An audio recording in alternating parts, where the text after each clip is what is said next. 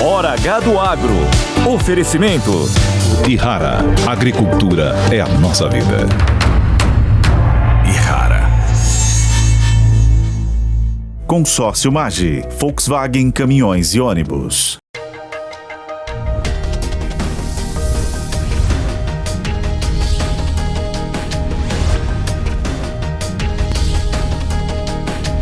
Hora H do Agro, com Kellen Severo. Olá, sejam muito bem-vindos ao Hora H do Agro e hoje uma edição especial. Donald Trump tomou posse como novo presidente dos Estados Unidos e nesta edição o Hora H do Agro vai analisar os primeiros anúncios e as expectativas das novas medidas já para os próximos dias. Guerra comercial, geopolítica, agronegócio, agenda verde, combustíveis, relação com Lula e Trump e muito mais. O Hora H do Agro, edição especial, já está no ar.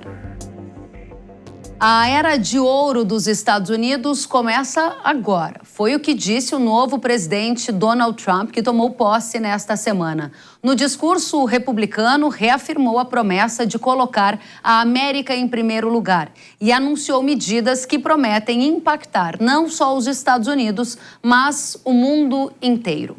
Alguns atos presidenciais já foram publicados pelo governo de Trump. Entre eles, o congelamento temporário de contratação de civis, a redução de custos e eliminação de regulamentações, a retirada dos Estados Unidos do Acordo de Paris e a revisão de políticas climáticas, a criação de nova política comercial, a declaração de emergência energética e a criação de política externa que defenda os interesses essenciais dos Estados Unidos. A criação de um departamento de eficiência governamental também foi apresentada. A gente vai agora ouvir Leandro Ruschel, sócio fundador da Liberta Investimentos. Seja bem-vindo, Ruschel. Prazer sempre estar aqui com vocês. Muito obrigada. E a primeira pergunta que eu te faço é o que mais te chamou a atenção nos primeiros dias do governo Trump? O que mais chamou a atenção é a intensidade do governo. A gente viu mais de 150 ordens executivas sendo assinadas por Trump. Um direcionamento muito claro, né, dos objetivos. A gente já viu uma ação muito forte na fronteira, que era uma promessa de campanha em relação à contenção da imigração ilegal. O que chamou atenção também foi a falta de uma postura mais agressiva em relação à questão das tarifas. Se esperava que já no primeiro dia ele impusesse tarifas, ele sugeriu a imposição dessas tarifas contra mais especificamente México e Canadá, mas disse que seria daqui a algumas semanas e não apresentou nenhum plano específico ou nenhuma sinalização mais clara de como seria essa tarifação em relação à China, né? Então, eu colocaria esses aspectos como os aspectos que chamaram a atenção nesses primeiros momentos. Interessantíssimo. Eu vou começar pelo último, que é a questão das tarifas e que envolve, então, a guerra comercial, que é um dos temas que é considerado mais importante, especialmente para o agro brasileiro. Se a gente olhar para o passado, na última guerra comercial, o Brasil ocupou espaços deixados pelos Estados Unidos. Há uma sinalização do Trump de que ele pode taxar a China em 10% a partir de 1º de fevereiro. É uma taxação bem inferior ao do que ele anunciou antes da posse. Você acredita nessa taxação de 10%? Será superior a isso? Que pistas você tem sobre qual vai ser o modelo dessa guerra comercial? Então, me parece que as taxações são utilizadas como uma alavanca de negociação para se chegar a termos mais interessantes sem precisar impor tarifas altas, né? E me parece que esse é o caminho em relação à China. Então, do ponto de vista do agro brasileiro, eu creio que tem aí dois caminhos bem diferentes que podem ser seguidos pelo governo americano.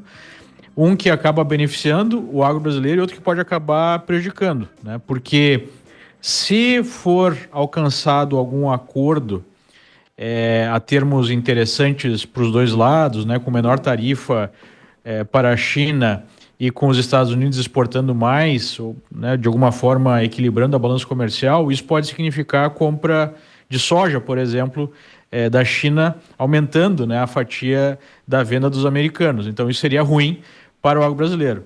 Por outro lado, se não se alcança algum acordo nesse sentido e o Trump venha a impor mais tarifas, isso pode gerar um corte de compras de soja e outros produtos por parte dos chineses. Então, eu creio que é um momento de bastante incerteza. Eu não sei exatamente qual será o caminho. Há uma série de boatos sobre a possibilidade, de fato, do Trump chegar a um nível de acordo sem precedentes com a China, o que seria uma grande surpresa, né? Então, isso é uma coisa que está rolando em Washington no momento. Já ouvi de 2 fontes diferentes, mas é difícil saber, né? Porque essas negociações são bastante complexas. A gente sabe que há muito tempo os americanos tentam algo desse tipo. Há uma desconfiança mútua. Então, a gente vai ter que esperar para ver. Não tem como ter certeza até o momento. Interessantíssimo o que você nos chama a atenção já nesse programa especial de análise do governo Trump dos primeiros dias, é que enquanto a maioria olha para guerra comercial com foco em qual o percentual de tarifas que pode incidir, por exemplo, sobre a China, você, pelo menos na sua fala recente, 2 vezes citou a palavra acordo, mostrando para a gente uma outra direção. Enquanto todo mundo espera para ver qual vai ser o volume de taxa adicional, você está dizendo que pode haver uma surpresa e rolar um acordo para beneficiar essa relação Estados Unidos e China. Esse acordo, você acha que envolveria de forma mais direta, além da soja que você citou, outros produtos da pauta agropecuária, se ele acontecer? Eu creio que se esse acordo acontecer, vai ser um acordo amplo, né? E deve envolver toda a lógica de transações entre os Estados Unidos e a China. E mais, né? Um acordo que envolva questões geopolíticas. Em 2 oportunidades, algo chamou minha atenção, em que Trump foi instado a falar sobre o conflito da Rússia com a Ucrânia. As últimas 2 vezes que ele postou sobre isso, ele falou sobre a importância de trazer a China para a mesa e a China ajudar a alcançar alguma solução. Parece que há também um respeito mútuo entre o Trump e o líder chinês, né, o ditador aí, o Xi Jinping. Isso pode ser utilizado para se buscar algum acordo, né? A gente sabe que as relações entre países dependem também das relações entre os líderes desses países. Então eu não ficaria surpreso se acontecer um acordo em maior escala que envolva mais aspectos, além de toda a pauta comercial dos 2 países, as questões geopolíticas que são as mais urgentes no momento. Interessantíssimo. Eu estava buscando aqui uma informação sobre as últimas declarações de Trump em Davos, que vão na linha do que você acabou de nos falar sobre um insight, né, de que podemos ser surpreendidos com um acordo mais amplo entre China e Estados Unidos, ao contrário de uma guerra comercial de ampla dimensão, é o que você nos traz de informações direto dos Estados Unidos. Ruschel, avante para pauta de dólar. Nesta semana a gente viu a moeda norte-americana ficar abaixo de 6, algo que aqui no Brasil a gente não via no mercado há algum tempo. O que isso significa? Tem correlação direta com a gestão de Trump? Eu creio que isso deriva de uma agenda interna e de uma agenda externa. Uma agenda interna é a percepção do mercado que existe uma chance crescente do Lula não se reeleger ou até mesmo nem mesmo buscar a reeleição, né? O próprio Lula disse isso numa conversa com ministros, mas há uma percepção de que a popularidade do governo vai piorando, a expectativa é de alguma recessão, né, nos próximos 2 anos, o que diminuiria muito as chances da manutenção desse governo. Então, me parece que o mercado não tem mais uma perspectiva de contar com esse governo para fazer uma reforma minimamente pragmática em termos de contas públicas, né, na questão fiscal, e a expectativa passa a ser a troca de governo, né? A gente vê isso pelas curvas de juros, pela expectativa de inflação, porque se houvesse de fato a expectativa de manutenção desse governo nos termos que ele tem lidado, especialmente com os gastos públicos, eu observaria um aumento da expectativa de inflação, né, na perpetuidade, né, por um prazo maior. E isso não está acontecendo. Então, o crescimento da expectativa de mudança de governo acaba gerando no mercado um certo otimismo, né, o que acaba refletindo uma queda do dólar. Mas isso... Pois não, por favor. Para compor a isso, tem a questão externa, só para finalizar, que é essa surpresa positiva em relação ao governo Trump, de um nível menos agressivo de busca de imposição de tarifas e de guerra comercial.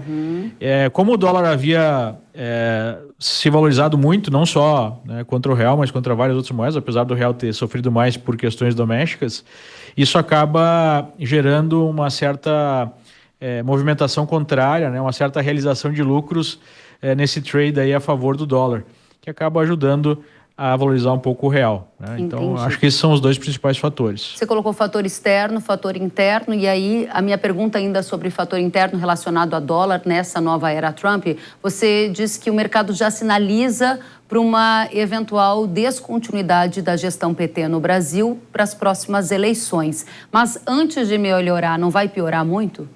O dólar não deveria então continuar acima de 6?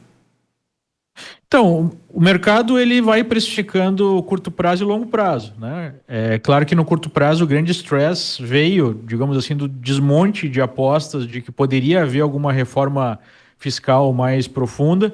Aí veio aquela declaração do Haddad, né, de que iria, na verdade, se cortar imposto de renda para quem ganha menos de R$5 mil, e aí o mercado percebeu que, de fato, o governo vai apostar todas as fichas numa agenda fiscal eleitoreira, né? Isso gerou aquele spike do dólar, mas o mercado vai também precificando as expectativas de longo prazo.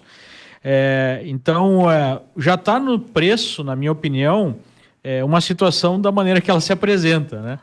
O que vai fazer preço agora é uma mudança de expectativa. O que seria uma grande surpresa, por exemplo, seria o governo entregar um corte de gastos mais profundo, que ninguém acredita, né? Mas seria uma surpresa e poderia fazer o real se valorizar. Outra surpresa que seria muito positiva, essa externa, seria, por exemplo, isso que a gente estava especulando aqui, de um possível acordo que ninguém esperaria, né, entre China e Estados Unidos. Então, o mercado vai precificando conforme as novas informações vão chegando. Mas sim, né, a sua perspectiva está correta. Acho que no mercado também é considerado como certo que a economia brasileira vai pelo menos desacelerar nos próximos 2 anos. Muito bem. E a possibilidade até de vir alguma recessão dependendo do cenário externo. Leandro Ruschel, muito obrigada por abrir essa edição especial do Hora H do Agro, direto dos Estados Unidos, analisando a nova era Trump. Leandro Ruschel, que é sócio fundador da Liberta Investimentos, nosso convidado para voltar mais vezes. Até a próxima. Muito obrigado pelo convite. Até a próxima. Tchau, tchau. Tchau, tchau. Ainda no dia da posse, a Casa Branca publicou um documento revelando as bases da nova política comercial dos Estados Unidos. A medida prevê, por exemplo, um levantamento sobre países que possuem um comércio desequilibrado com os Estados Unidos ou que realizem práticas comerciais consideradas desleais. Para quem nos assiste pela TV, está prevista a revisão do Acordo Estados Unidos, México e Canadá, a análise de práticas de parcerias comerciais sobre taxas de câmbio, a revisão de acordos comerciais e setoriais bilaterais, a criação de acordos bilaterais para acesso ao mercado agro-americano, a revisão de políticas antidumping e a revisão de acordos comerciais com a China, com possível aplicação de tarifas. Já para outra tela, a gente fez um levantamento sobre os países que o Trump disse que vai taxar. Veja aqui, para a China, ele citou tarifas de 10% para 1º de fevereiro. Para México e Canadá, as taxas poderiam começar a partir de 25% também em 1º de fevereiro. O Trump citou tarifas sobre a União Europeia, mas não disse qual seria o percentual e a data de início desta medida. E vamos ouvir agora Marcos Yankee, coordenador do INSPER Agro Global. Yankee, seja muito bem-vindo ao Jovem Pan News. É um prazer estar com vocês, Kellen, e eu acho que principalmente nesse momento que não é só uma mudança de governo, mas uma mudança de regime internacional, né? O que está acontecendo aí é algo completamente inédito, onde os Estados Unidos mexem com tarifas, a revelia das regras internacionais e tudo mais. E eu acho que é realmente algo muito importante que está acontecendo para a gente analisar aqui. Interessante. Vamos começar já com as análises que competem diretamente ao agro, ou seja, impactos mais diretamente relacionados na parte de tarifas, a chamada guerra comercial. A nova era de tarifas de Trump vai começar, minha pergunta é essa para você, vai ter mais tarifa contra a China mesmo? Ele falou em 10% a partir de 1º de fevereiro, foi uma fala, não é um anúncio oficial ainda. Qual vai ser a marca dessa nova guerra comercial na sua avaliação? Eu acho que a tendência é que ele faça um aumento tarifário que talvez seja o maior desde 1930, né? Naquela época, no período entre guerras, teve o Smoot-Hawley Act, quando os americanos levaram as suas tarifas, na ocasião, de 25% para 50%. E agora nós estamos vendo ele falar de valores dessa mesma ordem. Isso não tinha acontecido nos últimos anos. E, obviamente, pelo que se sabe até aqui, seriam tarifas dirigidas a países, né? E seriam across the board, para todos os produtos, né? E ele escolheu o Canadá, o México e a China para começar, né? Obviamente que Canadá e México, né, tem muito a ver com uma negociação que ele quer fazer ali em relação a migrantes, em relação a empresas, etc. Afeta menos o Brasil, porque é uma relação que já existe muito forte de comércio entre esses três países, mas realmente vai ser bem complicado o que pode acontecer com a América do Norte e com os tratados que foram feitos historicamente entre esses países. A China é que nos interessa mais, né? E no caso da China, da outra vez, entre 2017 e 2021, o Brasil saiu ganhando, porque os americanos aumentaram as suas tarifas, a China retaliou, inclusive sobre produtos agrícolas, e aí o Brasil se tornou o maior exportador para a China, né? E somos assim desde aquela época. Hoje a gente exporta quase o dobro do que os Estados Unidos exportam para a China. Então, se tiver um aumento bilateral dessas tarifas atingindo o agro, isso pode ser um novo ciclo de expansão. Eu não vejo tanto na soja, né, porque eu acho que a soja hoje já tem um equilíbrio muito favorável ao Brasil, mas pode beneficiar o milho, pode beneficiar carnes, pode beneficiar algodão e outros produtos, né? E vamos ver o que vai acontecer. Mas o que eu fico muito assustado é que é um processo agora que atinge muitos outros países e pode virar uma nova espiral de protecionismo pelo mundo afora, e isso não é desejável. Muito bem. Se a gente tiver aumentos das tarifas em todas as áreas, isso é muito ruim para o mundo. Perfeito. Aqui, voltando a alguns pontos, Ian, a gente está fazendo uma edição especial, ouvindo diferentes ideias, vozes, e cabe aqui um questionamento a você. Você disse que a sua expectativa é que essa guerra comercial possa atingir patamares de tarifas, pelo menos semelhantes à década de 30, seriam os maiores, entre os maiores da história dos Estados Unidos. Sob efeito colateral, a gente teria uma expansão potencial de exportações do agro do Brasil para a China, para milho, para carnes, para algodão. Vou colocar uma reflexão para a gente na mesa. O profissional que nos antecedeu, Ruschel, que fica nos Estados Unidos, disse que ouviu de duas fontes em Washington que há um caminho para a tentativa de um acordo entre China e Estados Unidos, o que seria completamente contrário daquilo que a maioria está esperando, que seria uma guerra comercial mais intensa. Isso faz sentido na sua avaliação? Bom, eu acho que, em primeiro lugar, realmente é uma mudança muito grande dos Estados Unidos, como você disse. Nos anos 30 teve essa espiral protecionista, depois os americanos ficaram extremamente liberais, reduziram muito as suas tarifas e agora voltam a patamares históricos. Esse é um risco global. O que pode acontecer aí realmente é uma negociação com a China mais específica, mas eu não acho que ela vai ser rápida, não. Ela vai ser extremamente complicada e ela pode resultar numa configuração contra o Brasil no agronegócio, né? Porque, obviamente, que se essa guerra comercial se recrudesce e afeta o comércio lá dos dois países, e os dois países caminham para um acordo comercial, um grande acordão, esse acordão pode levar à abertura de produtos americanos para a China, né? Então, eu fico bastante preocupado, porque eu acho que acordos comerciais discricionários contra outros países é algo que a legislação atual lá da OMC não permite, né, que sejam feitos. Mas o Trump está inaugurando um monte de coisa que ninguém nunca tinha falado antes, né? Ele tem falado de cotas, ele tem falado de um acordo específico com a Argentina, né? Então tem um monte de coisa aí que está acontecendo nesse momento que são novidades, né? Controle de volume, setores estratégicos que seriam mais protegidos, barganhas, reciprocidade, são coisas que ferem as regras internacionais que foram criadas desde 1947, com o antigo acordo do GATT, depois virou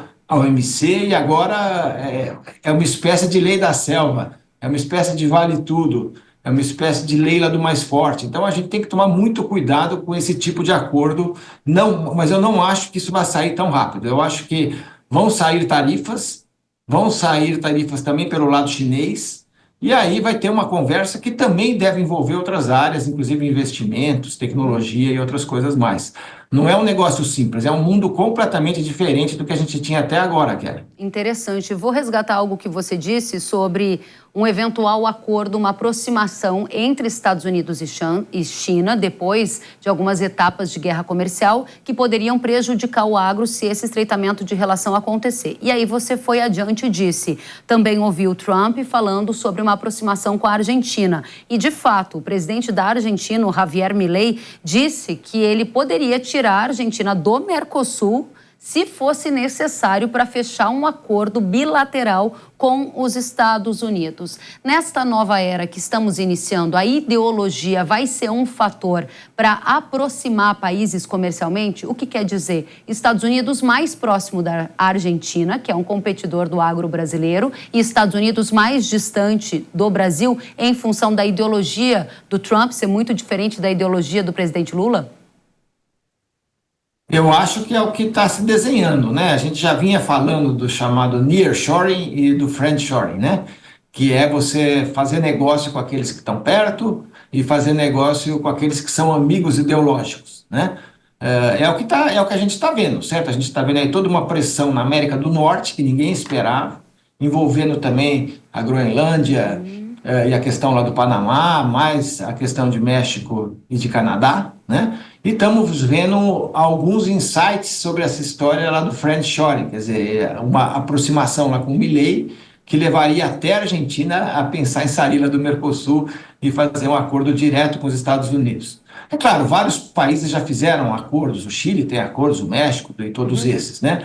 Mas na hora que isso cria tarifas discriminatórias que ferem as regras internacionais até aqui, isso é muito preocupante, né? A Argentina é um concorrente do Brasil em quase tudo, né? Então, de repente, ela vai ter acessos aí privilegiados. A China talvez nos dê uma condição especial numa guerra comercial, mas é um mundo realmente que a gente não esperava, de bilateralidade, de reciprocidade, de realmente negociações caso a caso e produto a produto, né? Até eventualmente. Então, acho que é um mundo novo. É um mundo novo e não dá para dizer se isso vai ser bom ou ruim para a gente.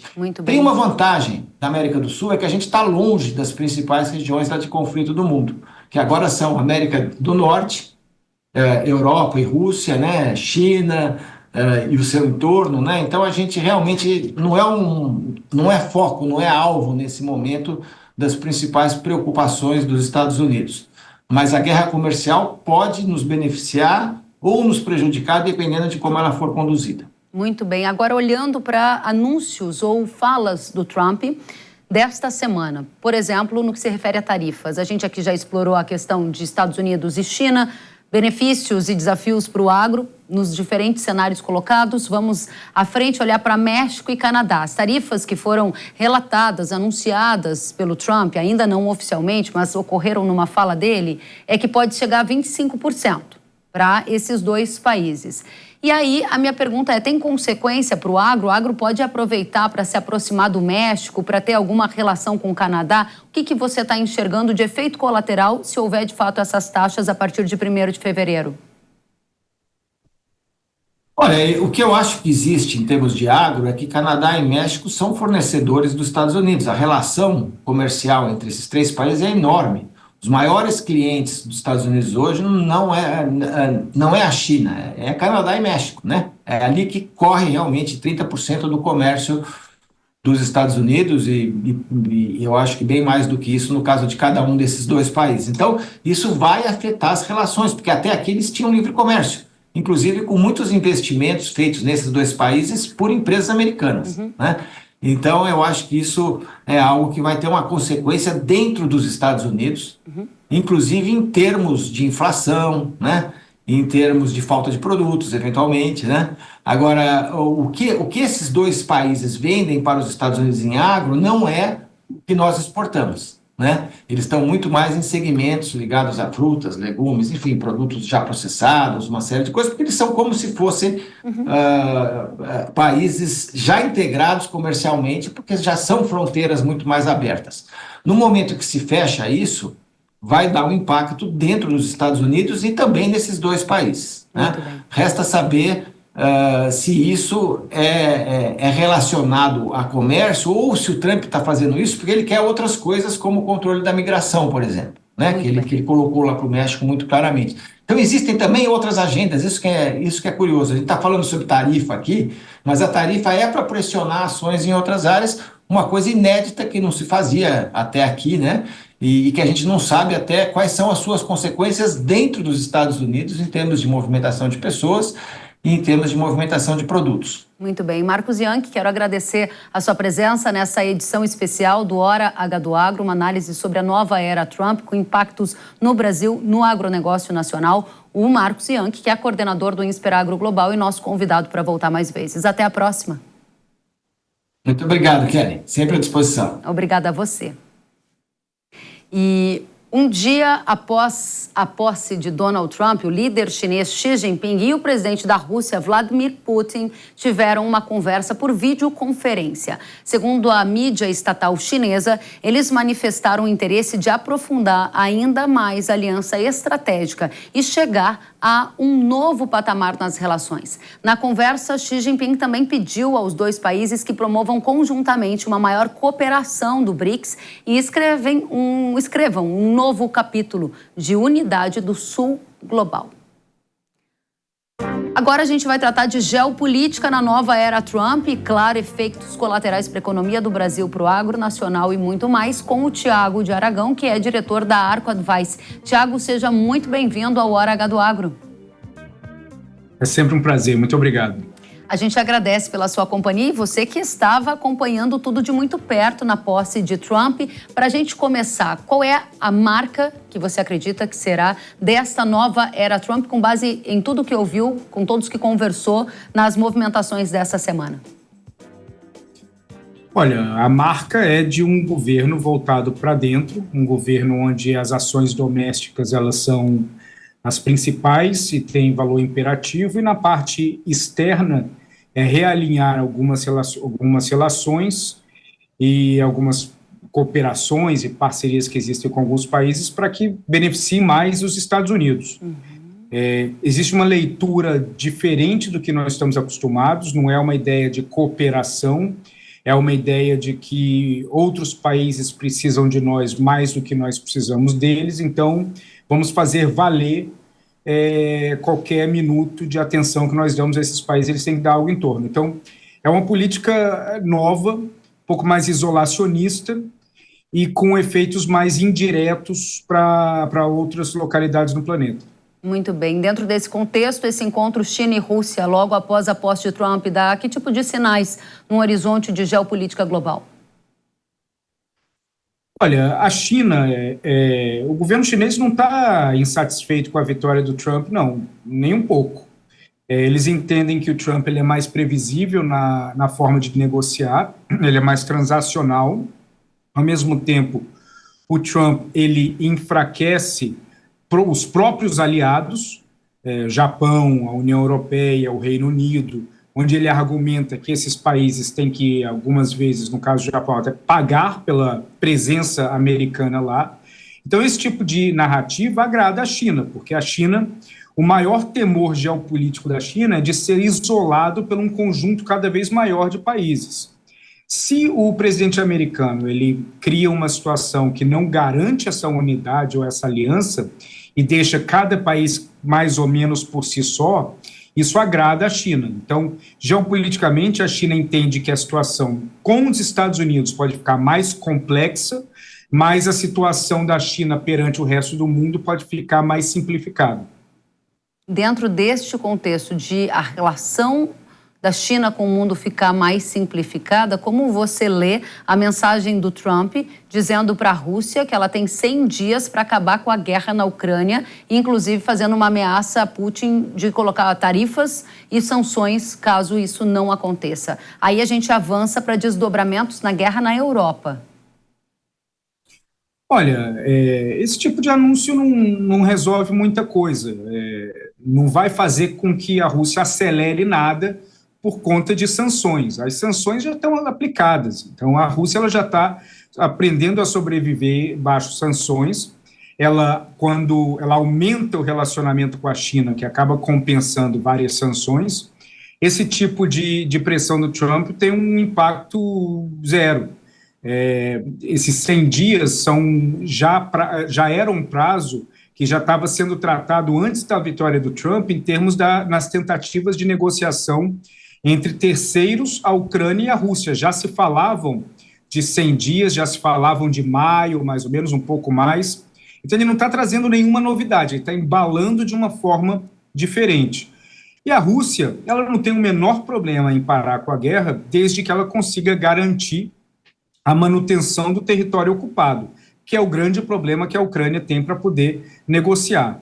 Então, faz parte da agenda do Trump ele jogar esse tipo de narrativa, que cai bem internamente para o seu público, gera mais confusão no exterior, e à medida que nós nos aproximamos dos 100 dias, outro tema vai ser o grande tema que o Trump vai jogar, e as atenções vão estar direcionadas a outra coisa. O que você está dizendo, em outras palavras, se eu entendi bem, é que você não espera um fim próximo da guerra na Europa, mesmo se os Estados Unidos começarem a diminuir o financiamento, o suporte à Ucrânia nessa guerra? Olha, o apoio que os Estados Unidos dá para a Ucrânia não é de dinheiro, é de arma. E grandes dos apoiadores do Trump, inúmeras empresas que apoiam o Trump, elas estão felizes com isso porque esse armamento ele sai do arsenal dos Estados Unidos, ele é enviado à Ucrânia e esse arsenal ele não fica vazio. Ele é reposto por essas mesmas empresas que são fortes aliadas do Trump, elas têm que fabricar mais para repor esse arsenal. Então, pelo menos ao redor do ambiente do Trump, existe mais satisfação do que insatisfação, porque, ao contrário do que ele falou, os Estados Unidos não envia dinheiro. A Ucrânia não recebe um pacote de dinheiro e gasta como quer. Ela recebe armamentos. E isso deve continuar, a não ser que exista uma pressão maior da Rússia, porque os diálogos eles ocorrem também em níveis que não são necessariamente públicos. Mas, a princípio, o Trump vai receber uma pressão interna para continuar com pelo menos algum fluxo de armamento.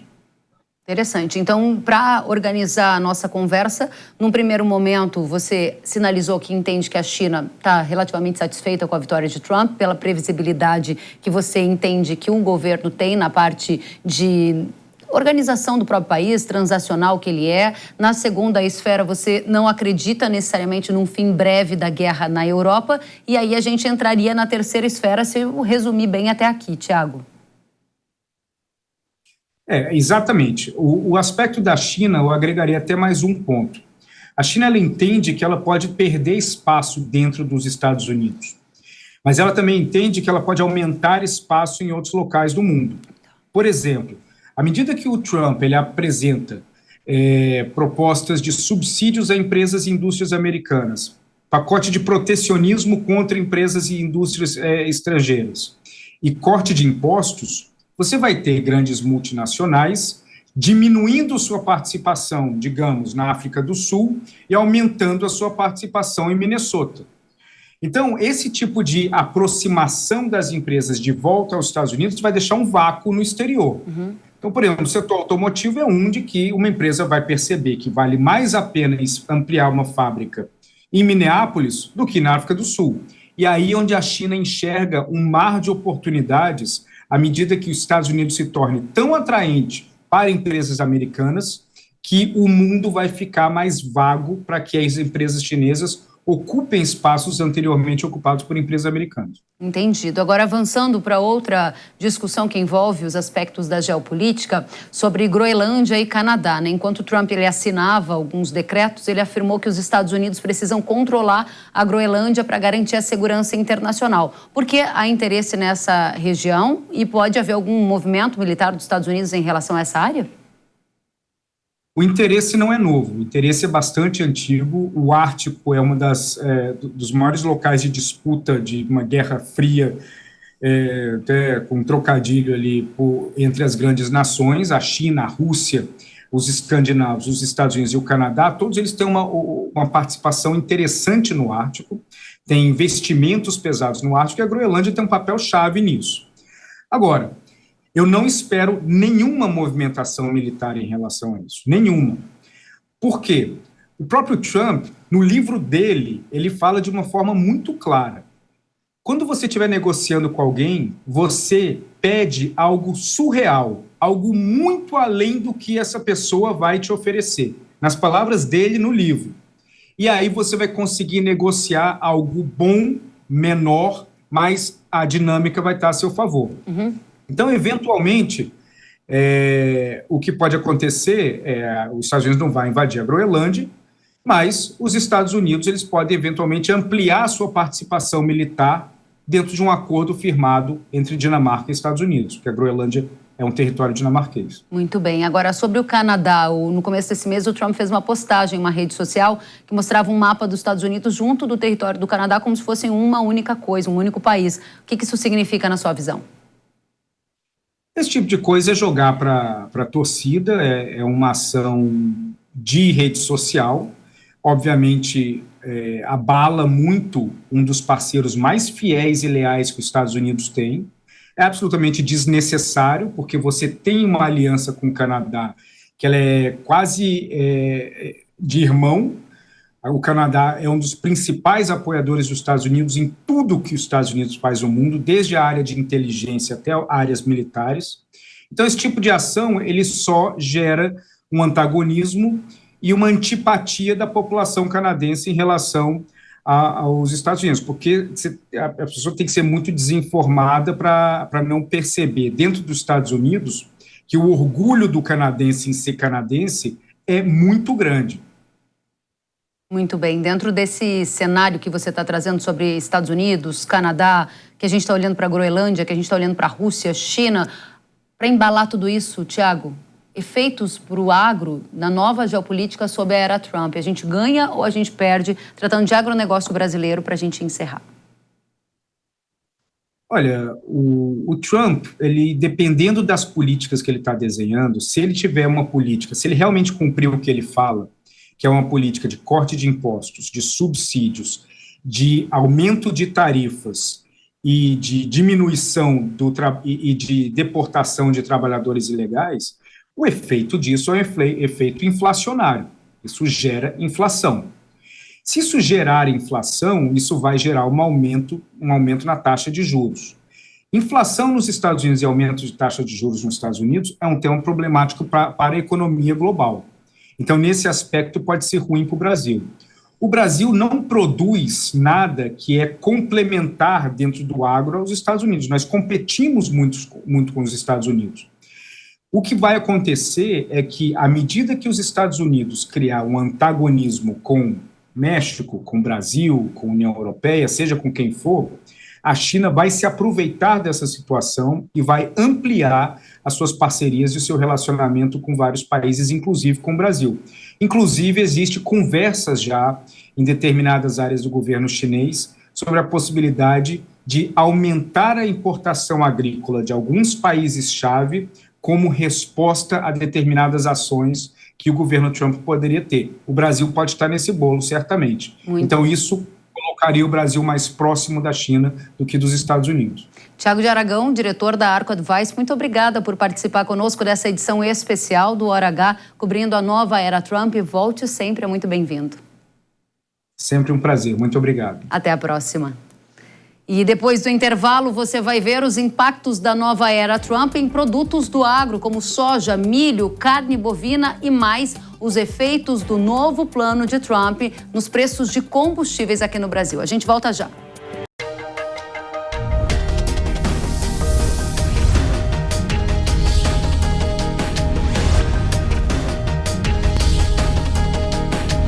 Hora H do Agro, com Kellen Severo. Quando percevejos alcançam a soja, sugam a rentabilidade e a qualidade dos grãos. Mas essa ameaça tem uma solução, graças a Zeus. Inseticida Irrara com tecnologia inédita que controla os percevejos de forma nunca antes vista. Eleve seu poder de controle com Zeus. Produto de uso agrícola. Venda sob receituário agronômico. Consulte sempre um engenheiro agrônomo. Para quem quer investir no campo, confiança é essencial. Há 45 anos, o consórcio nacional Massey Ferguson é o consórcio oficial de fábrica com qualidade e segurança para o produtor rural. Com um sistema digital autorizado pelo Banco Central, garantimos o melhor para seu investimento. Consórcio Nacional Massey Ferguson. Invista no seu amanhã hoje. Acesse cnmf.com.br e simule agora. Quer aprender a vender online? Alavanque suas vendas em até 180% e transforme seu negócio com o curso Growth Marketing. Você vai aprender a usar as ferramentas que fazem os maiores negócios do mundo crescerem exponencialmente. Gustavo Hansel e Joabel Casper estão no mercado há 14 anos. Já auxiliaram mais de 1.800 clientes e agora vão ajudar você a atrair mais clientes, acelerar a área comercial e inovar no digital. Acesse newcursos.com.br e comece sua trilha rumo ao novo.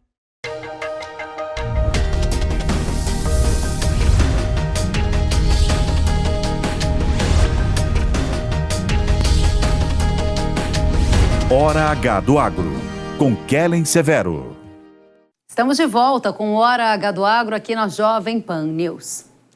Um levantamento realizado pelo Departamento de Agricultura dos Estados Unidos revelou quais produtos do agro norte-americano tiveram a maior perda de valor exportado para a China por conta da guerra comercial travada entre os países no primeiro mandato de Trump, lá na época de 2018. A soja foi o principal produto agro que colaborou com essa perda de valor exportado, representando mais de 70%. Depois aparece o sorgo e, na sequência, produtos como carne suína, frutas, lácteos, além de uma série de outros produtos. Vai lembrar que naquela época, Trump havia realizado uma série de taxações sobre os produtos chineses e, como resposta, a China retaliou os Estados Unidos aplicando tarifas sobre produtos do agro norte-americano. O resultado foi uma oportunidade para o agro brasileiro, que acabou exportando muito mais soja para a China, por exemplo. Vamos saber o que vai acontecer a partir de agora para carne, para milho, para soja, com dois convidados que entendem muito do agro brasileiro. O Ale Delara, que é diretor da Paine Agronegócio, e o César de Castro, consultor agro do Itaú BBA. Sejam muito bem-vindos. Ale, eu começo com você. Em uma nova guerra comercial com a retaliação da China sobre produtos dos Estados Unidos, a soja brasileira vai ser a maior beneficiada novamente? Seja bem-vindo. Obrigado pelo convite novamente. Prazer, César. Eu acredito que sim, o Brasil ele pode ter uma vantagem nessas exportações de soja para a China agora, se eventualmente a guerra comercial se acirrar. Porém, no primeiro dia do mandato do Trump, assim que ele assumiu a cadeira da Casa Branca, ele não indicou nenhuma tarifa, ele disse da possibilidade de tarifar a China a partir de fevereiro, e o que me chamou mais atenção foi o pedido dele para a equipe comercial fazer um levantamento sobre o déficit com os países da balança comercial norte-americana e uma revisão na fase 1 do acordo comercial celebrado em 2020. Ele também diz que fará uma viagem para a China dentro dos 100 primeiros dias do seu mandato. Então isso mostra que essa guerra comercial pode não acontecer e até pelo contrário, podem chegar a um acordo aumentando as exportações norte-americanas. Então o Brasil sim pode ter um benefício se a guerra comercial se acentuar, mas eu teria uma luz amarela levantada nesse momento. Interessantíssimo, porque esse é um tema que apareceu ao longo dessa edição. A chance de uma cooperação e um acordo entre China e Estados Unidos, muito na contramão de uma intensificação de uma guerra comercial. Itaú acredita que a história não vai se repetir, César, de que a gente não vai ter uma nova rodada de guerra comercial que favoreça exportações de soja para a China? Soja do Brasil. Exatamente, Kellen. Nossa opinião é que a história de 2018 não se repetirá. Isso porque, basicamente, hoje a China está muito mais relacionada com o Brasil na compra de soja do que era naquela ocasião. Então seria um pouco ainda mais concentrado se a China voltasse, né, ainda mais a compra de soja para o Brasil e reduzisse a proporção de compra dos americanos. Então, em grande medida, existe uma grande complementariedade entre as produções do hemisfério sul e hemisfério norte, são feitas, né, colheitas e semeaduras em diferentes períodos, então faz todo sentido do ponto de vista até estratégico para a China ter esses dois parceiros. E a questão central é que hoje o Brasil já representa muito mais do que era naquela época, se não me engano, hoje próximo de 70%, naquela época algo como 40%. Então é bem diferente o momento. Muito bem. Tratando agora de outro tema que se refere à pauta de produtos que o Brasil exporta no agro. Delara, qual é a maior oportunidade que você enxerga sob a era Trump para o agronegócio brasileiro? Você aqui já deu uma dica. Luz amarela, pode ser que a guerra comercial não venha numa edição mais forte. Se ela não vier, o que a era Trump vai trazer de oportunidades para o agro do Brasil? Na verdade, eu ficaria até um pouco preocupado, Kellen, porque o Brasil, por exemplo, com relação a carnes, o Brasil já tem uma cota importante de exportação de carne para os Estados Unidos, né, em torno de 65 mil toneladas, e o Brasil exporta em torno de 230 mil toneladas, esse foi o número do último ano. Já tentamos aumentar essa cota para 150 mil toneladas e não foi possível. Se o Trump resolve tarifar outros países, como ele prometeu, por exemplo, isso pode dificultar ainda mais as exportações nossas, visto que, claro, aquilo que excede a cota, nós já pagamos uma tarifa de mais de 26%. Um outro ponto que me traz preocupação foi a nomeação para a liderança do USDA, que foi a Brooke Rollins. Lá em 2008, a Brooke Rollins liderava uma agência, uma associação pró-petróleo, inclusive apoiou os esforços do governador do Texas, do Rick Perry, contra os mandatórios para mistura de biocombustível. Ela foi contra subsídios aos produtores rurais, dizendo que distorcia o mercado. Como líder do USDA agora, temos que ver qual que será a postura dela e se realmente ela terá uma postura mais pró-petróleo, que é o que o Trump quer.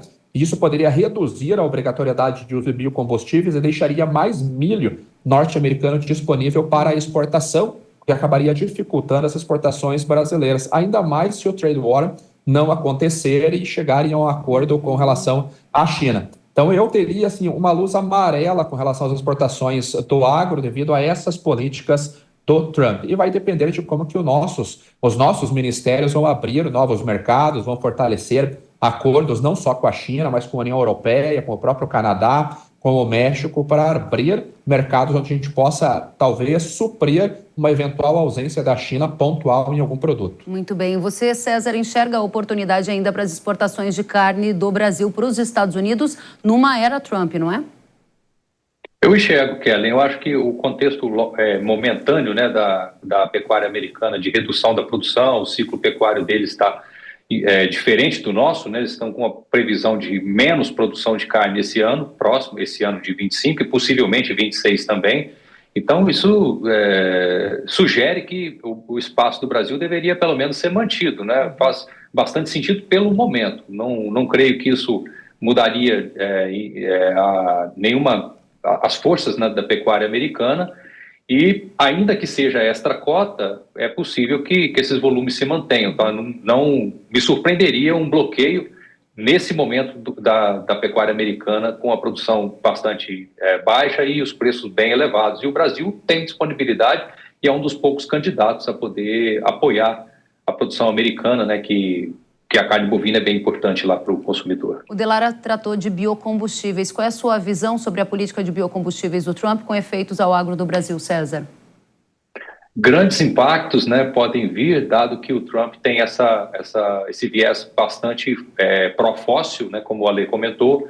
Eu acho que um ponto bem importante, até mesmo antes de Trump assumir, é a questão, né, do desconforto dos americanos, né, com relação ao fluxo grande de importações, tanto de óleo de cozinha usado, basicamente da China, e sebo bovino, muito dele do Brasil. Então, há um certo desconforto. Eu acredito que, eventualmente, esses dois produtos possam ter muito mais dificuldade de continuar entrando nos Estados Unidos. É bom lembrar que esses produtos são utilizados para a produção de diesel renovável, eles têm uma pegada de carbono menor do que o óleo de milho, o óleo de soja. Então, isso poderia ocorrer até para favorecer o maior uso desses outros feedstocks. Muito bem, nós temos 1 minuto para encerrar, perguntas distintas para cada um. Ale Delara, qual é a movimentação, a tendência para o dólar na nova era Trump? Os primeiros dias mostraram um dólar abaixo de 6. É mais para cima ou mais para baixo a cotação? Nós vamos olhar o histórico da campanha lá de 2016 e o que aconteceu quando ele assumiu em 2017, seria um dólar para baixo, né? Ele deixaria o risco para trás e começaria a trabalhar dentro dos fundamentos. Agora temos que ver quais serão as medidas com o Trump ou qual será a pressão que ele pode exercer sobre o Fed com relação a juros, porque pelo menos na declaração hoje lá em Davos ele diz que exigirá que os bancos centrais, não só nos Estados Unidos, mas no mundo, baixem juros. Isso certamente aumenta o risco. Mas, a princípio, seguindo o que aconteceu em 2017, deve ser para baixo agora no curto prazo. Muito bem. César, café é um dos principais produtos na pauta exportadora do Brasil para os Estados Unidos. Muda algo? Acredito que não. O café também é um caso complicado esse ano, uma produção menor de café arábica que nós vamos ter. Os Estados Unidos são um grande consumidor e são também um destino que não produz. Então, eu acredito que talvez um dos últimos produtos a sofrer algum tipo de tarifa seria o café. Está bem improvável. Muito bem. Alede Lara, César, que bacana ter essa conversa com vocês. Voltem sempre. Alede Lara, que é diretor da Paine Agronegócio, César de Castro, consultora agro do Itaú BBA. Até a próxima. Obrigada. Tchau. Até mais. Obrigado, Ken.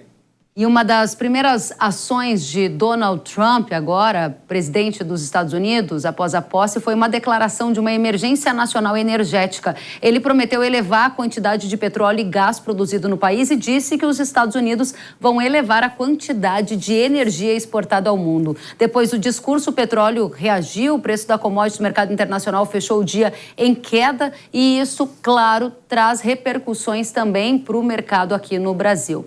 Para o Brasil e para o agro, esse tema importa, já que os Estados Unidos estão entre os principais fornecedores de combustível ao Brasil. Veja só, no caso da gasolina, os norte-americanos são o nosso quarto principal fornecedor, com 8,4% do mercado. Já no diesel, os Estados Unidos são o nosso segundo principal fornecedor, com 16,8% de participação no nosso mercado, ou seja, petróleo importa para a gente e nós vamos tratar desse tema agora mesmo.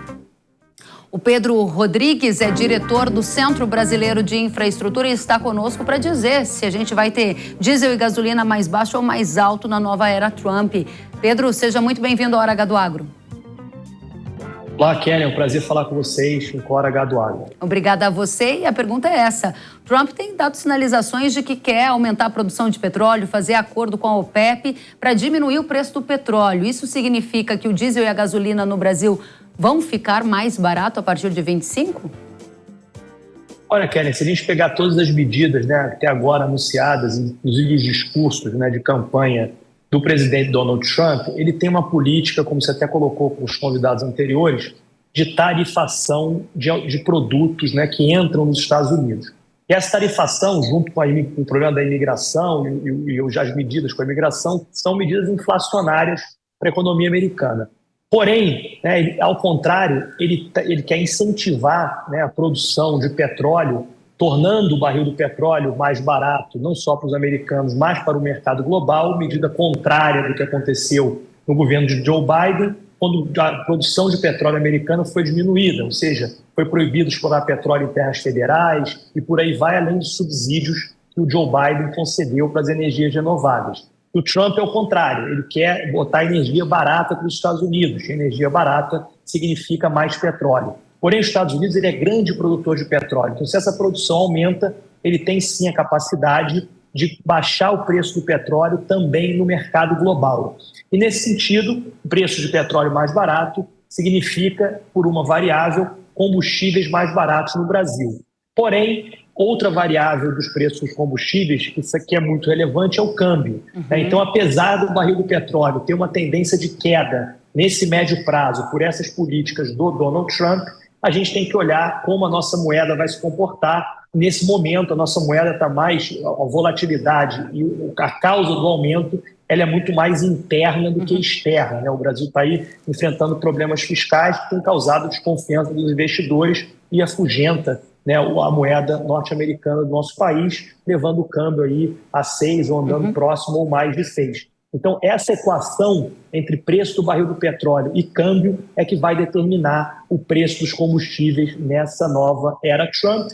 sabendo que, do ponto de vista de oferta, os Estados Unidos devem aumentar a oferta de petróleo no mercado global. Ou seja, do fator externo e da gestão Trump, o fator é baixista, petróleo para baixo, contribuiria para a gasolina e diesel mais baixo. No entanto, a política doméstica, que envolve a taxa de câmbio e também a decisão da Petrobras de seguir ou não as movimentações do mercado internacional, não permitem afirmar que gasolina e diesel vão ficar mais baratos, porque a gente não sabe como essas duas variáveis vão ser determinadas pelo governo do Brasil?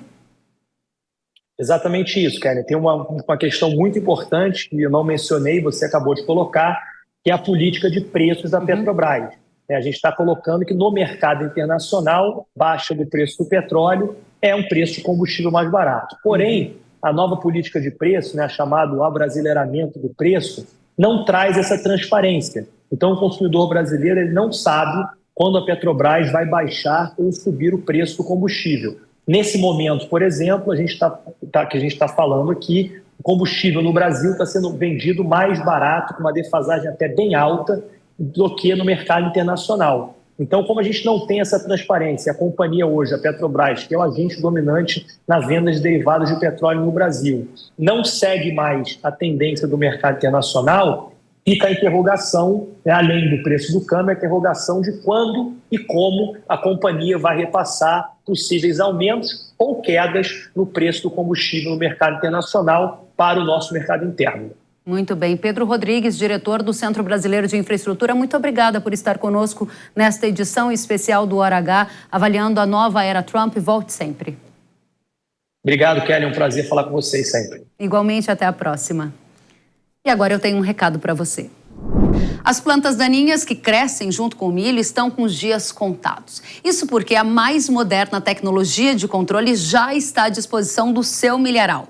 O Sonda é o herbicida da Yara com selo HT, High Technology, que trouxe uma tecnologia inédita para os milharais brasileiros. Sonda HT combate com eficácia as principais daninhas do milho, como amendoim bravo, corda de viola, picão preto e trapoeraba, entre outros. E o melhor, não prejudica o milho por conta da seletividade.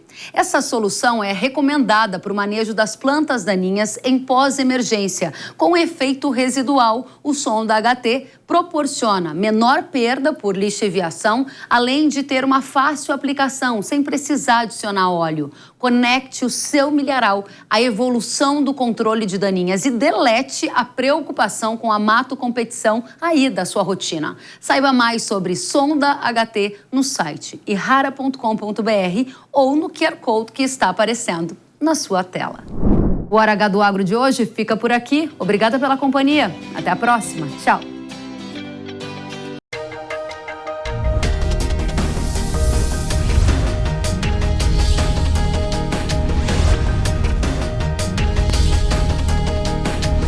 Hora H do Agro, com Kellen Severo.